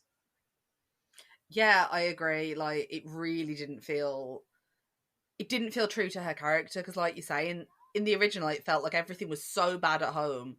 Yes. Nothing could scare her outside of it. Exactly. Pennywise, it's like, oh, you think you're bad? Look at what my dad's doing. Yeah. Sort of thing. And even though her dad's dead, she's replaced that with her husband in the second film. So it felt like she's still in that position of, you think you're bad, look at everything that's happened across my life. And it feels like she went back to Derry and all that went out the window. Yeah. It is like she just completely regressed, but not regressed to who she was as a child, because she wasn't like that then either. She wasn't. Absolutely not. Absolutely not. It was such a weird choice. And watching the two in close, one after the other, because I watched chapter 1, I think, on Wednesday, and I started chapter 2 on Friday. And it took me 6 hours to finish chapter 2, because I kept on watching a bit and then pausing and having to go do something else and coming back. And I couldn't believe how long it was. I was shocked. It's almost 3 hours. For what? For what? It's bizarre. But I think the bit we need to talk about, because I just need to ask what the fuck happened, Becky, which is what the hell happens at the end. What happens? It's something. The slow motion kiss with the hair flowing in the wind. Oh, beautiful. I just, but not even before, the last hour of this film, which I think is when they started going into Pennywise's lair, and there's some awful 2019, what was going on, Native American exposition. Because, if we're gonna have a film set in America to do with some kind of mystical creature, we're gonna have the Native Americans know what the hell's going on, because that's the only way that we can tell stories about this. Apparently they've always known, and they have this ritual called the Ritual of Chud. Why is it called the Ritual of Chud? That is such a bad name for anything. And it's just and it fails. And then it attacks Eddie. Oh my God, honestly, Eddie, why Eddie? Why the most interesting character? Why have they killed that one? And then apparently they just need to make Pennywise feel super small. They just need to bully the bully. And apparently that works. I've sort of known that from the first one. They sort of know that anyway. And I know they've forgotten everything, but for the information coming back, it feels like that would have been a key piece of information for them to remember. Because Mike remembers everything because he never left. But everyone else. I know, but Mike, but he could have told them. He could have told them, oh, everyone, this is how we solved it last time. So, like, we'll just do that again until he's actually dead this time. He doesn't run away. That's too simple. That's not how horror films work. I know. But I think we're like 2 hours in by this point. We have another hour to go of like just like running around this cave system and screaming. Losing Eddie, which I just think sucks. Yeah, I was really gutted about that. Yeah, and I think that happens in the miniseries, doesn't it? Yeah. And I know the miniseries, everyone hates seeing in the miniseries because it's this weird, like, spider crab creature, right? And they just stab it a few times. I mean, I love it. Oh, you love it? Okay. It is shit. Like, I know it is, but I'm a big fan. Yeah, okay, fair. It looks fabulous. You love it. Okay, so Becky loves. I remember thinking, what is happening? Like, that was definitely my kind of, like, what is going on? And this, I'm like, this is just pathetic. Like, that's how I feel. Like, there's a shot where James McAvoy is, God love him, get your money, get work, but he is screaming, clown, clown, as Pennywise kind of like disintegrates. And I'm like, is this happening? Is this happening? It's like GCSE drama, isn't it? Like, the louder I scream, the better this acting. Oh, babe, like, yeah, and then he disintegrates to a point where like Mike can just go in and grab his heart, and then they all like crumble the heart together, and then that's Pennywise. He's dead. Eddie has also passed by this point, and then everything's going to fall apart, and then they run away. And again, it's just a choice. I'm not a trained actress. Oh my god, I'm not. But a choice that just did not feel real at all was when they're trying to pull Richie away from Eddie, and they finally get back through the house, and everything just crumbles in on itself, and Richie is still going, we need to go back, we need to go get Eddie. And like, at that point, babe, like, it's gone. Like, I think from a more realistic choice would be if he just fell to the ground, like, defeated. That would be much more, I don't know, I would just feel more accurate to what someone would actually do, instead of like demanding to go back into a crumbling house. Like, it just felt really weird. It was such an odd choice for me. Yeah, I suppose I can sort of see it from like when you see things like burning buildings, people trying to go back in to save like their pets and their family, when like they know, I think your rational mind knows you can't, but your physical body is still trying to like do something about it. I do hear that. I guess like maybe I'm applying logic to something that's just illogical, but like, it's not like he's just in the house. He's like several hundred meters underground. Like, he's, you know what I mean? Like, it's just a bit too far. But yeah, it felt weird to me. And then the end. So how does it actually end? I literally watched this last night, and I don't know how it ends. So we've had that. We've done that. Everything's good. Oh, so then they all pack up, don't they? So Mike leaves. Yeah. I guess Bill goes home. Do we see Bill go home? Oh no, he gets the letter. He gets Stanley's letter. Yeah. And why? So what does Stanley's letter say? I can't remember exactly. Oh my god! Because it said, I know he says like, I know you might think this is, but this is not a suicide letter. Yeah. And I'm like, ... Then what is it? Like, oh, it's so weird. It's so bad. And, you know, I said at the beginning, you know, if we compare the screenwriters of the two, so in the first one we have 3 screenwriters, you know, we've got Chase Palmer, Cary Fukunaga, and then Gary Doberman. And then in the second one, we only have Gary Doberman returning. And I think that is part of this film's problem. Yeah. It just felt like not enough cooks with the soup, as opposed to too many cooks spoil the soup, sort of thing. Yeah. It felt like more input and more people telling people no would have potentially worked better with this film. Yeah, and I think as well, like, again, no disrespect to anyone who likes the Annabelle franchise, but that's not considered like a high qual franchise. Yeah. And I think where it was considered, like, It Chapter 1 was considered high quality, I think maybe they didn't have the right person at the helm of this second one. Yeah, I would agree. It felt very much like, I felt like they sort of disregarded what worked with the first one. I think they thought it was all to do with like the special effects and the scares. So they went all out with sort of like the special effects and how they deliver the scares in this one. Yeah. But I feel like that's sort of disrespecting your audience as well, thinking that that's all they care about. Like, oh, bright lights and blood. Like, no, people cared about the stories. They cared about the characters. They cared that it was something quite dark in a mainstream cinema. Yeah. I mean, the abuse is non-stop in it towards children. There's lots of children's death.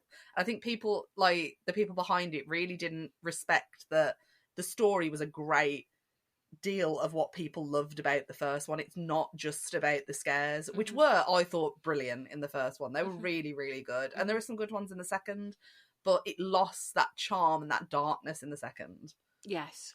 I couldn't agree more. I think it really loses something. And, you know, there's a running gag in the second one because we know Bill's become a writer, but he's really bad at endings. That's what they keep saying. And obviously we get the Stephen King cameo who says the same thing, like, you know, I don't like the ending. And anyone who knows Stephen King, that's one of the biggest criticisms towards King, is not great at the endings. So it feels like the film is trying to be tongue-in-cheek, being like, you're not going to like this ending. Like, you're in That's stupid. I know. But like, it just, that's what it felt like. Like, this is, it like, we're preparing you that this ending is going to blow because the ending in the book isn't great. And we didn't do any much better for the miniseries, and we're not even really tried that hard to make it better in the remake. But we're going to take your money, because after 2 hours and 50 minutes, you will just want this to be over, regardless of how we get there.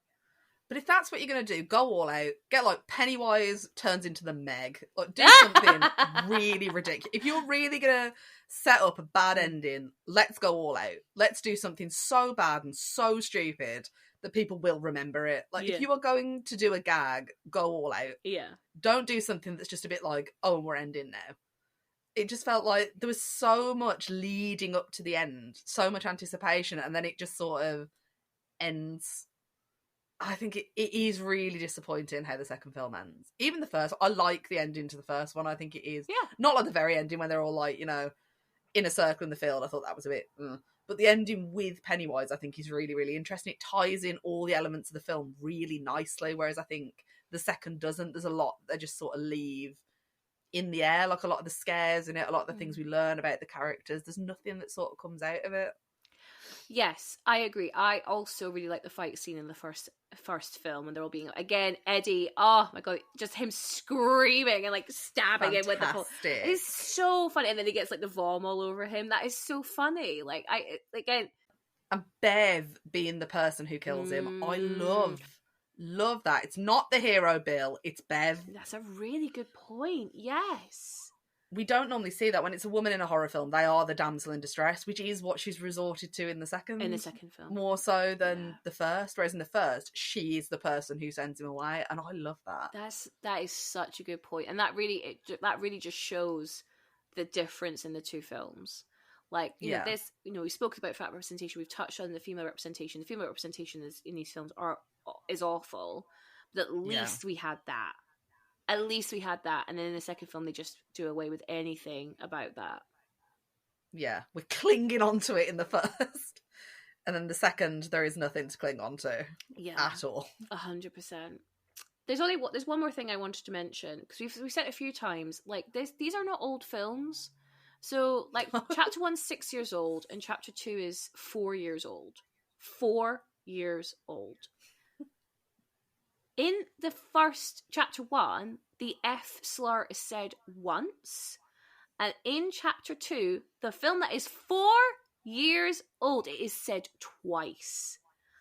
And both times my jaw dropped. I went, are we serious? Like, you know, I have a problem with the opening of chapter 2, it being like a gay hate crime. Like that in itself, I was like, this is vicious. I don't like this. And then to throw in the F slur, and I know that they would argue, oh, well, it's to show that Derry's evil because everyone's under the influence of it.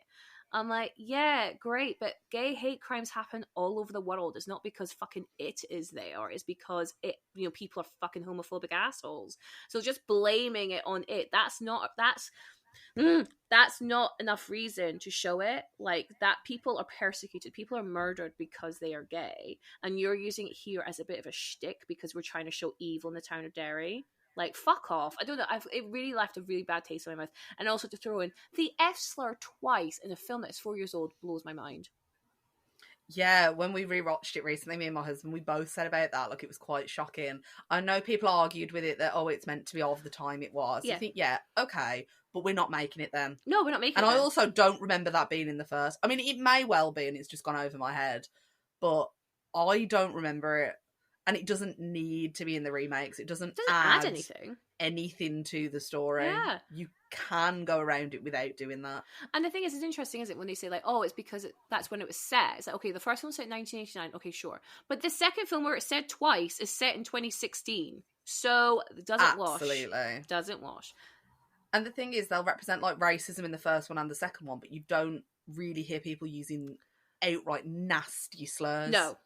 In it either. No. So it's like, well, you can portray that and do it sensitively while still remaining close to the horrors that, you know, are behind racial hate crimes and racism, but then you're not treating homophobia the same. Yeah, I actually think, like, these films are, like, really homophobic because of that, the use of the F slur, and then also how they handle Richie's character. Like, I think all of that culminates in this, like, actually, like, I don't know, like, because we actually don't have any positive gay characters in these films that survive. No. Because Richie is not a positive gay character. He is in the closet and he's incredibly misogynistic. He's not a positive gay character. It also felt really strange to have him closeted because we do have plenty of gay people in show business. Yeah. Like in the 2010s, and plenty of gay comedians. Yeah. It seemed like an unusual thing to keep him closeted. Like, it seemed like an unusual choice to me. Like, I understand we have these, like, complex characters and complex homosexual characters. I understand that, and, you know, it's a valid story, like, coming out stories. Absolutely. But it just felt like an unusual choice to me in his line of work. Like, I'd sort of understand it more if he was, like, I don't know, a builder or, like, working in the trades where it is normally or a politician. Seen as more, you know, misogynistic, or a politician, exactly, where it's seen as being more homophobic, more. But to work in such, you know, to work in show business where it is very, I mean, maybe that's me speaking broadly. I know people have historically had to stay in the closet to get work, but that seems to be less of a thing in a modern audience and a modern environment. Yeah, I totally agree. I totally agree. It doesn't make sense. It doesn't make sense. Oh God. And apparently, like, again, kind of go, you know, we were saying about how Bev still loves Bill, or even though she doesn't know him, and then apparently Ben and Bev get together even though they don't know each other, type thing. But apparently, like, Richie loves Eddie, but again, he doesn't remember that. They haven't seen each other since they were 13 years old. But yet, apparently, this love is, like, undying. I don't know, it picks and chooses what these characters remember and what they don't. And it's not clear, like, the logic of the film, and it's not clear, like, I don't know. I think it's actually really, like, telling that Eddie's last line to Richie is, "I fucked your mum." Isn't it? Just one last thing. And I think Richie, I don't know if I'm reading too much into this. I think Richie, because he says, like, you know, like, oh, you know, Richie, you know, come close. And I think Richie wants him to say, like, you know, I've always loved you, man. I think he wants that. But instead, Eddie goes, "I fucked your mum." And that's his last sentence. Like a derogatory slight against a woman we never even see. It's very sort of, it's very early 2000s. Oh, yeah. It's very sort of, yeah. This would not be out of place in, like, an old Eli Roth film, more so than now. Oh, God, yeah. Yeah. 100%. I think it's definitely sort of trying to play on that idea of, like, oh, your first love is your eternal love sort of thing. But, I mean, we're adults. We all know that's not a thing. And it's going to be adults going to see this film. And it feels sort of patronising. I don't get me wrong, like, you know, I fully appreciate Richie would be grieving. I mean, they'd all be grieving. You know, they've lost two of their friends because of this evilness. I get that. But it just felt a bit Yeah, patronizing is a good word. It's really, again, it's infantilizing them. It seems like their lives have not... I suppose it is playing on that, isn't it? That their lives have not moved on since Derry. It's that trauma rooted there. But then if the film is going to say they've forgotten half of it, then it's just completely redundant. It feels like, don't make them forget it, in which case, keep them living in that fear. Yeah. Keep them perpetually as teenagers because they've been emotionally stunted over the years. Yeah, totally agree. Anyway. You got anything else to add on it, Becky? I have not. I think the representation is incredibly lacking in fat representation. And then what we do have is just really unnuanced. Like, it is representation on representation, monstrous representation through Eddie's mum, and then the infantilized fat boy who, you know, despite having a heart of gold and being, I would think, the most resourceful member of the Losers Club, he is the reason they're alive. He's just treated as like, oh, you know, cute little fat boy, until he's in adulthood and he's lost weight, and then he's treated as, you know, the sexually attractive hero when, again, he's not really doing anything. I know. Like, in it, he really isn't. It's like fat people in it and in like reflecting real life, it feels like they're expected to sort of be on the sidelines watching everyone else living their full lives, watching everyone else be the hero, while they're just sort of aiding that along. Yeah. And that's how it feels through Ben and Eddie's mum in this film. And really, they've got such key roles in everything that plays out. But it's not recognised until you talk about it out loud and realise how much they actually put towards the plot. Mm-hmm. Yeah, I totally agree. So what would you score it for fat representation out of a potential 5 Beckys? One Becky, I would say. Like, we do not have many fat characters in it, and the ones we do have are completely sidelined. Yeah. As much as, like, I love it as a franchise. I think it's a fabulous film. But when you boil it down to all of the representation in it, I think is really poor. These characters, as much as we love them, it's awful how they are represented, whether it be women, young men, people of colour, LGBTQ people, fat people. It is all a bit of a mess. And I think people rest on the idea of, oh, well, it's meant to be set in the, you know, the 80s. No, it doesn't need... We're not making this film in the 80s. We're making it now. And people weren't stereotypes then. It's just all we've got is stereotypes from then. We've got what we've seen on film and TV, and we know that that's not real. We know that that's just a product of representations at the time, so we don't have to repeat that now to stay true to the time period it was. Mm-hmm. Yep, these people existed then, they exist now, and they are not just stereotypes. Like 100%. Like, I couldn't agree more with that statement.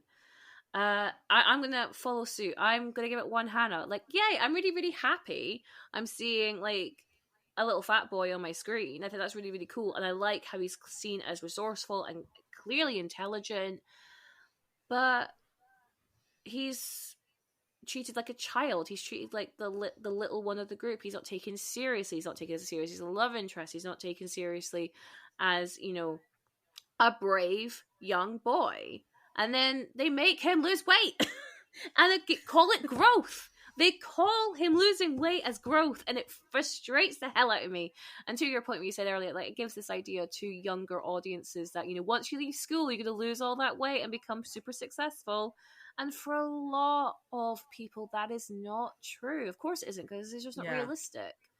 And it perpetuates this idea that weight loss equals success in all walks of life. Success in business, success in personal life, success in love, and that is not true. You can find success at any body size. And obviously, then Eddie's mum, God bless. God bless that actress. I can't imagine what it must have been like being cast in that role and being told what you're going to do. I mean, maybe she didn't care, because I like to look at her as an actress. She's like a very thin woman. Mm-hmm. She may not have seen it as how a fat actress would, maybe. How it was going to be portrayed. Maybe. But, God, I can't imagine it was fun. No. No, not at all. Okay. Well, Becky, I think we've spoken about it quite a bit. Oh, that rhymed! I didn't mean that.